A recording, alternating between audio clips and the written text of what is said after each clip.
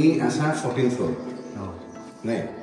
বহুত মানুহে ভাবে যে 14th ফ্লোর মই থাকিম যাম সো কি ক'বা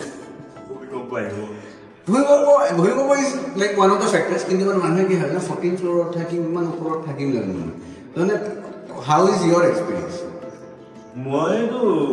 মোৰতো এক্সপিৰিয়েঞ্চ বহুত ভাল মইতো ওপৰতে থাকিব বিচাৰোঁ যিমান পাৰোঁ মানে এনেকৈ অলপ ভিউটো যাতে ভাল হয় আৰু কাজিনে একচুৱেলি আগৰ পৰাই লৈ থৈ দিছে গল্ডেন উডছ বশিষ্ঠটো লৈছে আৰু ইয়াতেও তেখেতে আগতে লৈছে তো তেখেতে ক'লে যে এইটো এটা আছে স্বামী বল বুলিকে আমি চাবলৈ আহিলোঁ তাৰপিছতে মনটো ভাল লাগিব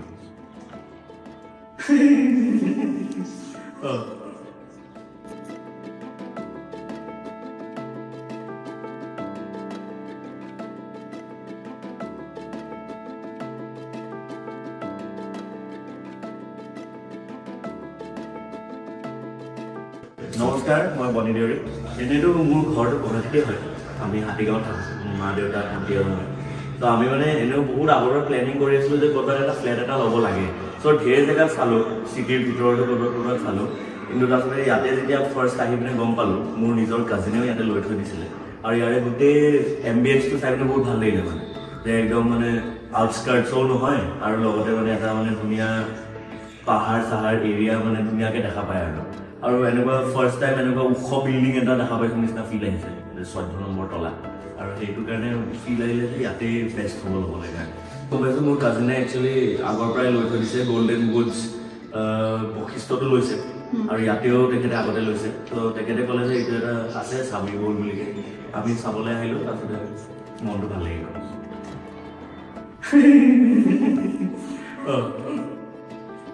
ৰেটটো বহুত ধুনীয়াকৈ কমতে মিলোৱা আছিলে আমি বুকিং কৰিছিলোঁ এপ্ৰিলত আমাক হেণ্ডঅভাৰ কৰি দিছিলে এৰাউণ্ড মে' জুন মানত হেণ্ডঅভাৰে কৰি দিছে সেইটো লগালগ হৈ গৈছে বঢ়িয়া চাৰ্ভিচ আছে একদম ধুনীয়াকৈ পূৰা লৈ গৈ পিনে অফিচত বঢ়িয়াকৈ ৰাখি পিনে গোটেইখিনি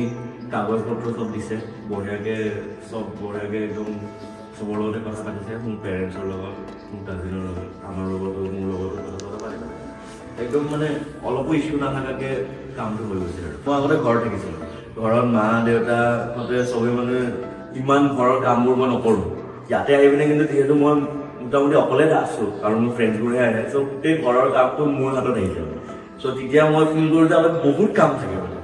সেই বহুত কাম থাকে ঝাৰু মাৰা ঘৰ চাফা কৰা বহুত হেভি হৈ গৈছে মোৰ কাৰণে বহুত বেছি কষ্ট হয় কিন্তু মই বহুত বস্তু নতুনকৈ শিকিব পাৰিছোঁ যোনটো মই আগতে সেইটো এক্সপিৰিয়েঞ্চ পোৱাই নাছিলোঁ মই গমেই পোৱা নাছিলোঁ যে ইমান কাম থাকে মানে বেলেগক ক'ব পাৰোঁ আৰু এই তই কি জানো মই বেছি জানো মানে ঘৰ কেনেকৈ চলে সেইটো ফিল এটা আহিছে আমাৰ নিজৰ ষ্টুডিঅ' এটা লাগিছিলে যে আমি য'ত মানে নিজৰ কাম বন কিছুমান কৰিম বুলি ত' সেইকাৰণে অলৰেডি এটা ৰেণ্টত লৈ থৈ দিয়া আছিলেই সেইটো হৈ গ'ল ভেটাপাৰাৰ ওচৰত ত' তাৰ পৰা ভাবিলোঁ যে নাই এতিয়া আমি গোটেই বস্তুটো নিজৰে কৰি লওঁ চ' নিজৰ কৰি লোৱাৰ লগতে আমি এটা কিনিয়ে লওঁ আৰু ডাইৰেক্ট পাৰ্চেজে কৰি লওঁ যাতে মানে আমি ৰেণ্ট দিয়াতকৈ আমি EMI দি হ'লেও মানে আৰামত সেইটো চলাব পাৰিম বুলি চ' সেইটো প্লেনিঙতে মানে আমাৰ গোটেই ভাবা গ'ল আৰু যে এটা ষ্টুডিঅ' এপাৰ্টমেণ্টো হৈ যাব আৰু লগতে নিজে থাকিও দিব পাৰিম পাছত কিন্তু অ'নাৰশ্বিপো হৈ যাব এই যোগাযোগৰ কানেক্টিভিটিৰ কাৰণে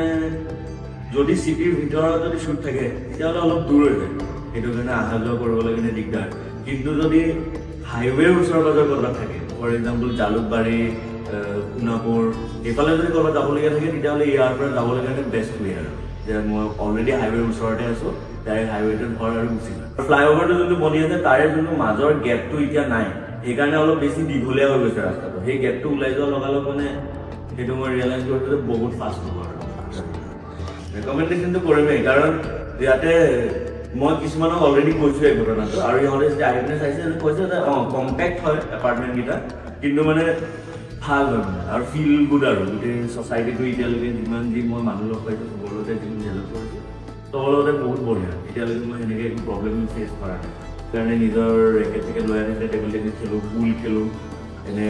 যোনটো ৰুফ আছে ৰুফকেইটাতো ৰুফৰ ভিউটো বহুত ভাল আৰু তাতে বহুত ধুনীয়াকৈ বনাইও থোৱা আছে সেই আৰ্টিফিচিয়েল গ্ৰাছ লগাই থোৱা আছে সেইটো ভালকৈ ইলুমিনেট কৰা আছে সেইকেইটা বহুত ভাল আৰু